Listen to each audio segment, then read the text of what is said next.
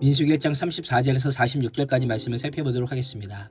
본문은 가나안 입성을 거부한 이스라엘의 가데스 바네아 반역 사건에 대한 여호와의 심판과 분노를 기록하고 있습니다. 34절에서 39절은 가데스 바네아 반역 사건에 대한 여호와의 분노입니다. 하나님께서는 장막 안에서 하나님을 향해 원망하는 악한 불평을 다 듣고 계셨습니다. 하나님께서는 우리의 기도를 들으실 뿐 아니라 우리의 원망과 불평의 말도 들으십니다. 하나님께서는 이스라엘의 원망과 불평의 목소리를 들으시고 노하시고 맹세하십니다. 이 약한 세대 사람들 중에는 내가 그들의 조상에게 주기로 맹세한 좋은 땅을 볼 자가 하나도 없으리라.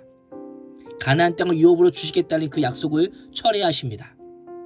하나님께서는 행하신 일을 망각하고 하나님의 명령에 불순종한 자들은 약속받은 좋은 땅에 들어가기는커녕 볼 수도 없게 될 것이다 라고 명령하고 있습니다. 그 결과 하나님을 믿지 않는 악한 세대는 단 한 사람도 좋은 땅에 들어갈 수도 볼 수도 없게 되었습니다. 하나님의 약속이 우리의 삶의 실제가 되게 하는 것은 시간이 아니라 믿음입니다. 약속 자체가 아니라 약속에 대한 순종입니다. 하나님께서는 심판 중에도 믿음의 사람과 새로운 세대를 남겨주십니다. 바로 갈렙입니다. 36절은 오직 여분네 아들 갈렙은 온전히 여호와께 순종하였은즉 그는 그것을 볼 것이요 그가 밟은 땅을 내가 그와 그의 자손에게 주리라 라고 말씀합니다. 여호와께 순종하다라고 하는 표현은 문자적으로 여호와를 온전히 쫓다, 여호와의 뒤를 따르다라고 하는 의미입니다. 갈렙은 악한 세대 가운데 하나님의 뒤를 따라가며 순종과 헌신으로 자신의 삶을 온전히 드렸던 그런 인생이었습니다. 37절은 여호와께서 너희 때문에 나에게까지 진노하사 말씀하시기를 너 모세도 그리로 들어가지 못하리라 라고 하며 모세가 자신의 죄 때문이 아니라 이스라엘 백성의 원망 때문에 공동체금으로 인해 가나안 땅에 들어갈 수 없다라고 말씀합니다. 그러나 모세의 보좌가 눈의 아들 여호수아는 가나안 땅에 들어가 그 땅을 기업으로 차지할 것이라고 합니다. 39절은 여호수아와 갈렙 외에도 선악을 분별하지 못하는 자녀들은 가나안 땅에 들어갈 것이라고 합니다. 선악을 분별하지 못한다는 것은 영적인 분별력을 가지기에 너무 어린 자녀들이나 도덕적 책임을 지기에 아직 그 인격이 성숙하지 못한 자들을 의미합니다.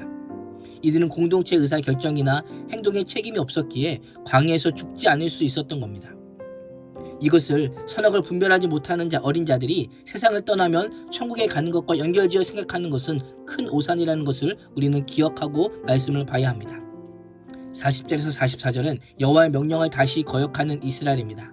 여호와께서 이스라엘에게 방향을 돌려 홍해길을 따라 광야로 들어갈지니라 라고 명령합니다. 하나님의 명령에 올라갈 수 없다고 거역할 때는 언제고 뒤늦게라도 여호와의 명령에 순종하여 올라가 싸우겠다라고 합니다. 이들은 돌이켜가는 대신에 하나님의 뜻을 돌이키려고 하고 있습니다. 활 시위를 떠난 활은 돌이킬 수 없습니다. 42절에서 모세는 그때 여호와께서 내게 말씀하시기를 그들에게 전하여라. 너희는 올라가지도 말고 싸우지도 말아라. 내가 너희 가운데 있지 않으니 너희가 저에게 피할 것이다 라고 말씀하셨다라고 합니다. 왜 이런 명령을 할까요? 하나님께서 이스라엘 중에 있지 않기 때문입니다.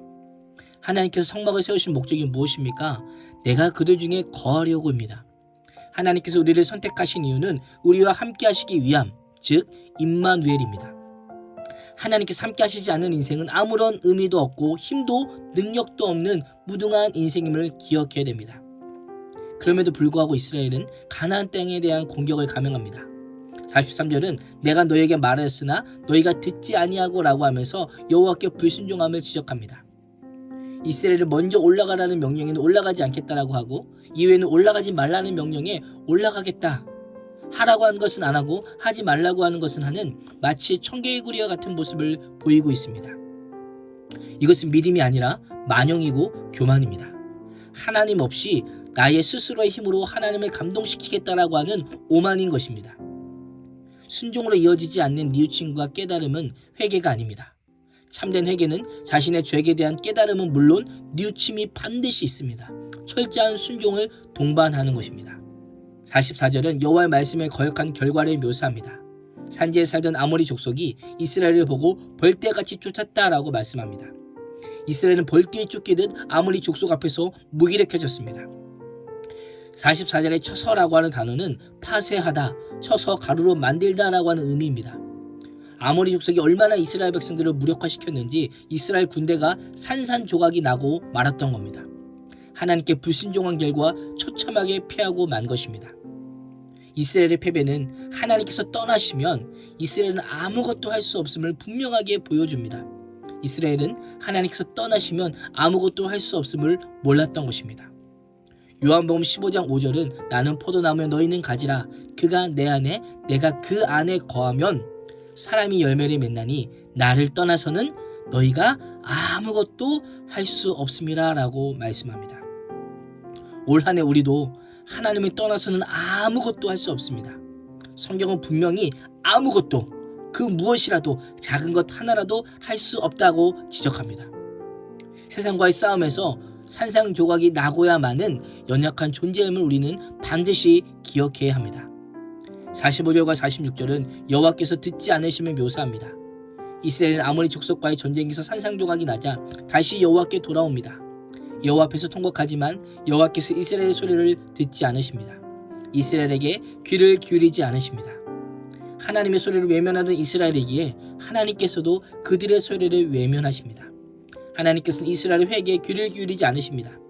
이를 통해 하나님은 이스라엘 하나님 되기를 거절하신 겁니다.